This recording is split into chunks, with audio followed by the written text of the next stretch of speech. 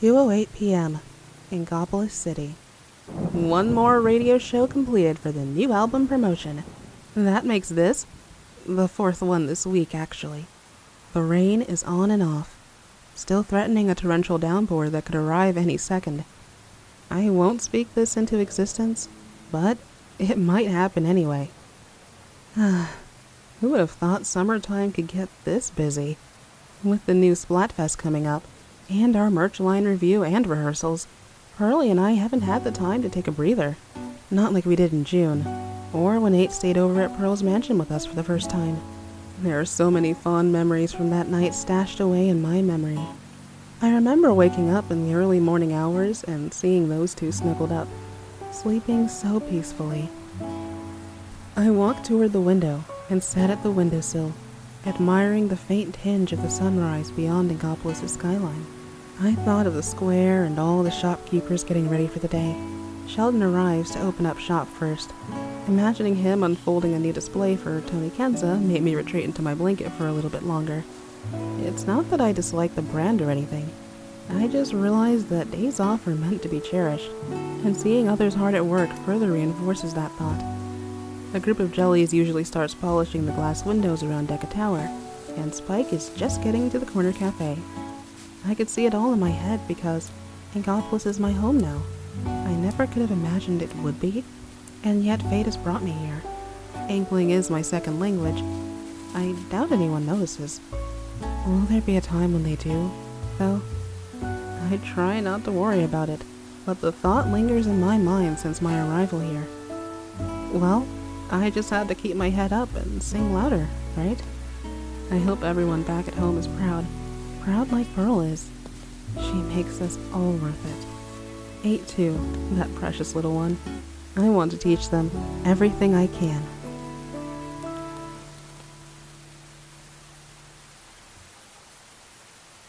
Marina absolutely wishes she wore her rain boots today.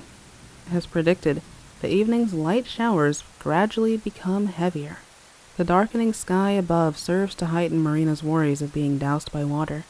She'd prefer 10 ink storms activated back-to-back than that. Her favorite marinated sneakers can only take so much more of the slippery pavement, and losing footing in weather like this would be awful. Thankfully, the reef storefronts are still open and welcome any to take refuge from the rainfall. She scans the area for the set of sliding doors nearest to her. Spotting them, she hurriedly dashes towards her target. As she's about to walk inside, Marina catches sight of a small hunched-over figure to her far left.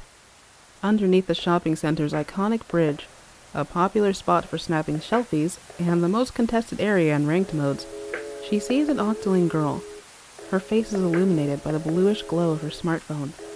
Marina recognizes the girl and knows her voice won't carry from her current distance. A few droplets of rain land on Marina's elbow. She quickly darts under a nearby tree for cover.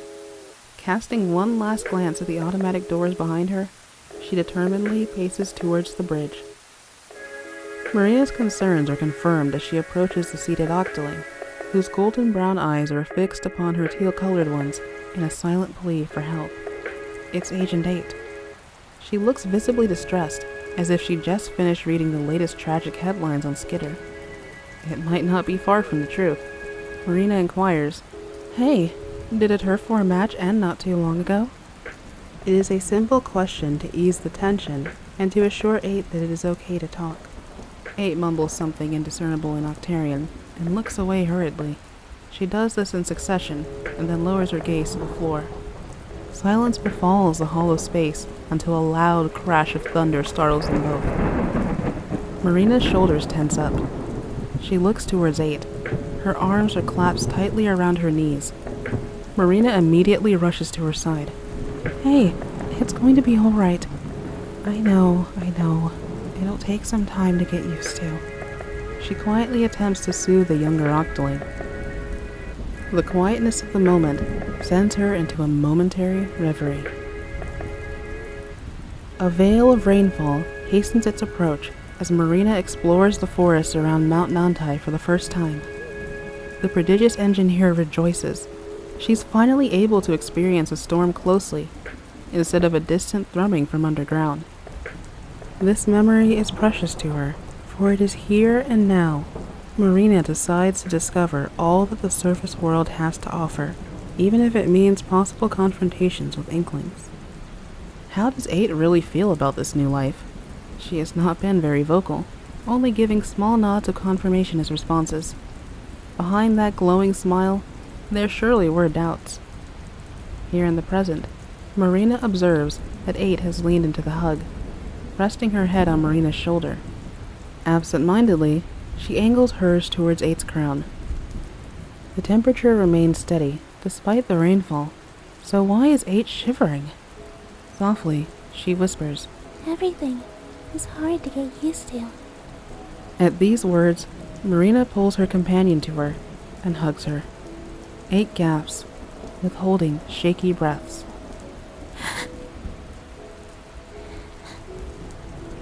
And the match was called off for the weather.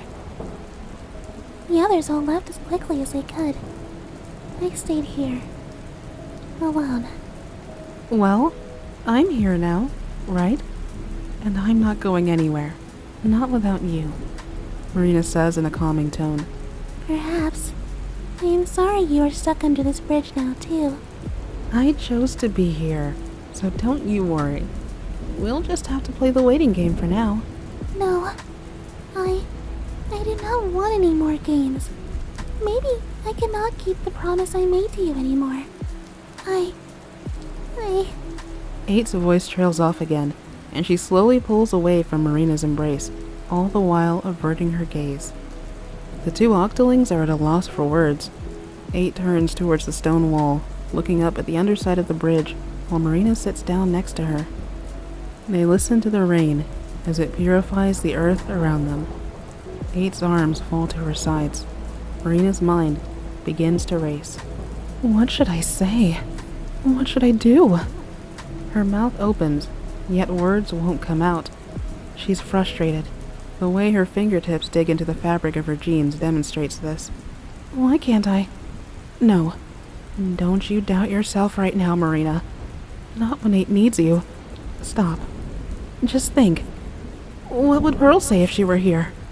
8's feathery voice interrupts Marina's frantic thoughts. Marina, I really am sorry. You did not have to come here. Those words sting, surprisingly. Why are you sorry? Marina asks. She wants to keep this conversation going for 8's sake, until she processes everything. 8 sighs, shakes her head, golden eyes meeting Marina's for a beat.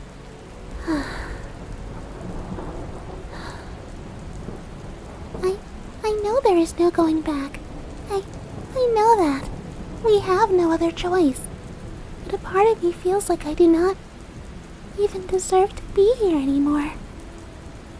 Marina finds it hard to swallow. She realizes then that she's holding her breath. There's nothing she wants more than to interject and tell 8 that things will be all right as many times as she needs to hear. Even so, this moment needs no interruptions. When 8 pauses, Marina rests a hand atop her head, sighing in relief when her little agent doesn't resist the contact. Deep breath in, then out. 8 looks absolutely defeated. I fought to survive, and then for the promise of a better life. No one knew that. No one did at all. They only rejected my experiences and refused to see me for who I really am. So, I thought maybe I could make someone understand. I found out if I do that, things will only get worse. Inklings do not understand the truth about Octolings. They cannot fathom that someone could have a different life than theirs. I suppose ignorance truly is bliss. Before Marina is able to ask for clarification, 8 points to her phone on the ground. Ever since the Squid vs. Octopus Splatfest announcement, there have been rumors and jokes about the second grade turf war online. How can they joke about something that was so ruthless like that? No matter who wins this one, it will make people more insensitive. I know it will, Marina. The theme may be about evolution, but people are only going to go backwards instead of forward. Oh, 8? Marina begins, not fully knowing how to continue. 8's voice reverberates in the still air. Her expression becomes worrisome. What will happen once the truth is fully out? Once a superior side is chosen? I thought this was supposed to be a fun game, but now I see what it has all been built on. A bunch of lies! This city is not made for us. Living here is one test I might not be able to pass. I am sorry. You have nothing to apologize for, 8. So, you want things to change. I do too. Heck, I've always worried that people would treat me differently if I wasn't an idol.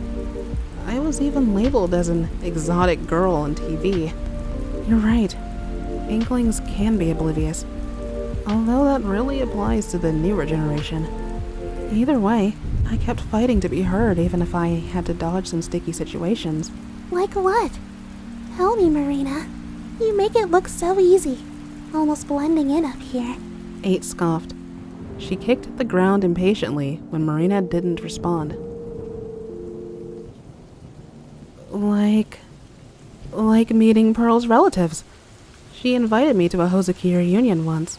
That meant lots of elder Inklings. I don't think all of them would change their minds about Octolings as easily as Captain did. For example, they know more about the Great Turf War and what that did for our Octoling society. Chew on that for a bit. Marina extends her hands in front of her in a brief stretch. 8 shifts around a little bit. That must have been hard. I was rude just now. I wish the rain would stop because the ground is not very comfortable. And neither is this conversation. Maria's thoughts emulate Marie's snark momentarily. This makes her feel guilty, even if it's not directed at anyone. Still, we have to speak up when we're in trouble, if the right person wants to help. 8's spiel made her realize something. Marina never stopped to think about how terrifying living in a new place really is. She faced every challenge head-on, only focusing on the goal of adapting as quickly as possible. Before her own escape, Marina knew that existing without free will for much longer would break her spirit into pieces, and that she would rather leap into the unknown than be trapped with what she does know. So, in this moment, she would have to tell 8 her truth.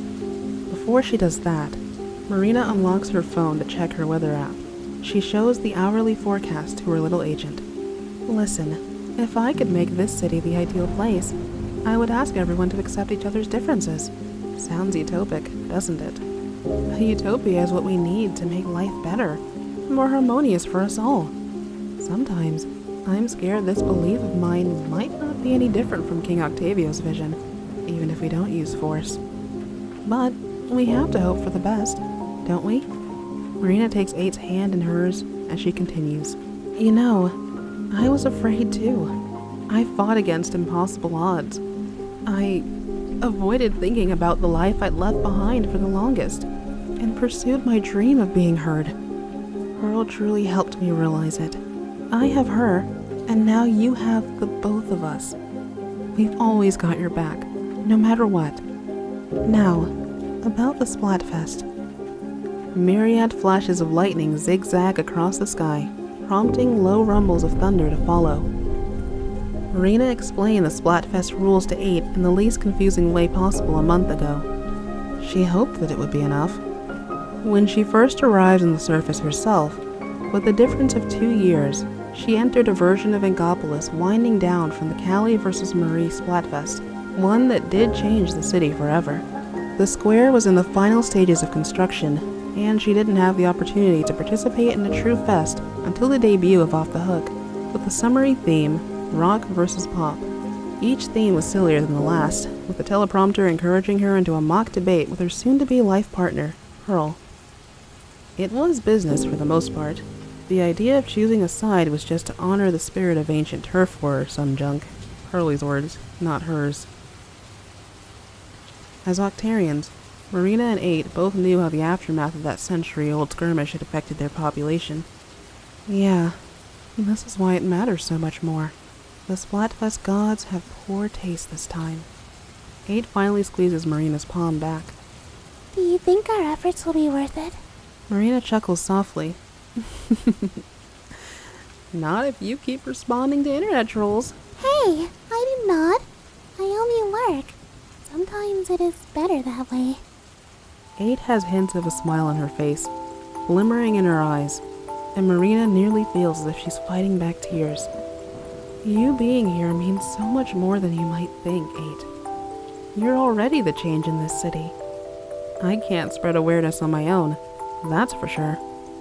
I know most of these traditions aren't the most inclusive, that it all seems so arbitrary sometimes, or that no one will understand. One day, they will, because of you. She taps 8 right on her nose, with a grin of her own, mirroring her mentor's expression. 8 giggles. Thank you, Marina. The rain slowly diminishes to a light drizzle as a ray of sunshine touches down beyond the bridge, bathing it with life. Although Marina only has one umbrella, she vows to make it work so they can both leave together safely.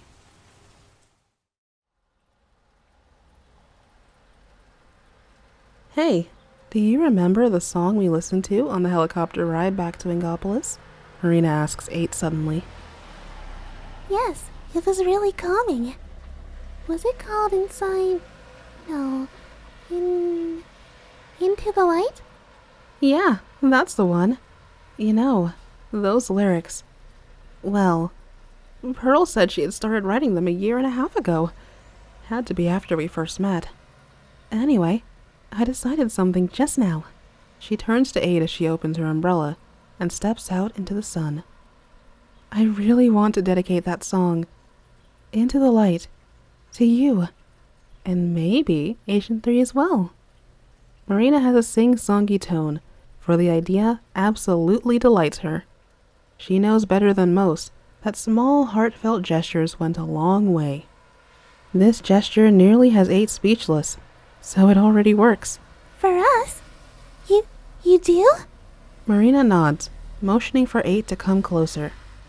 Breathing in deeply, she vocalizes the chorus of Into the Light. 8 begins to hum along until she finally remembers the right lyrics.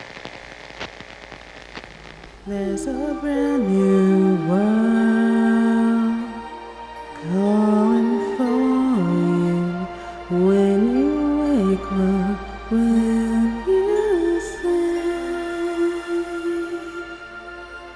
please believe it's true. Everything you do keeps on shining through.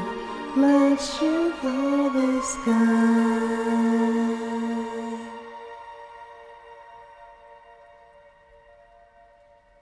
They look back at each other, feeling the rejuvenating power of the music rise within them.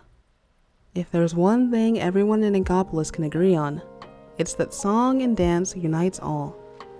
8 realizes this brand new world is hers to seize. No one can take that away from her. Confidently, she decides, Marina, I will represent your team in Splatfest. No matter what anyone thinks, we will stand up for what we believe in, just like you said. As Pearl would say, that's the spirit. Remember to give it your all, but don't let the results mess with your head. You'll rest easier at night knowing you did the best you could.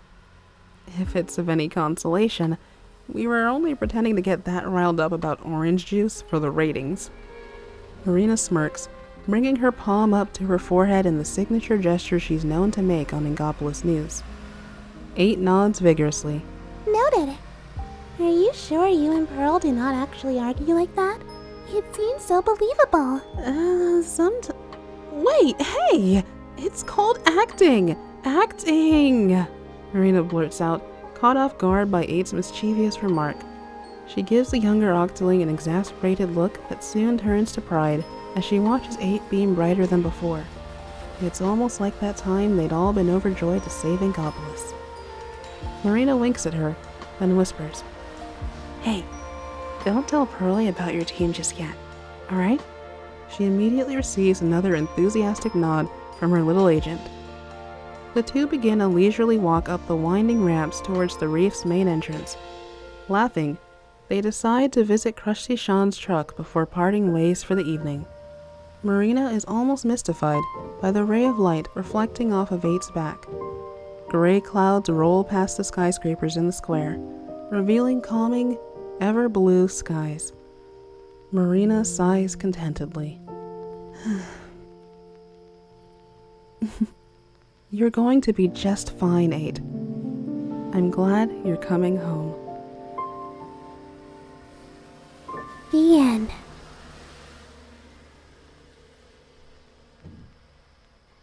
Thank you for watching, friendos. I'd also like to take a moment to thank the incredible artists who assisted me in bringing this project to life.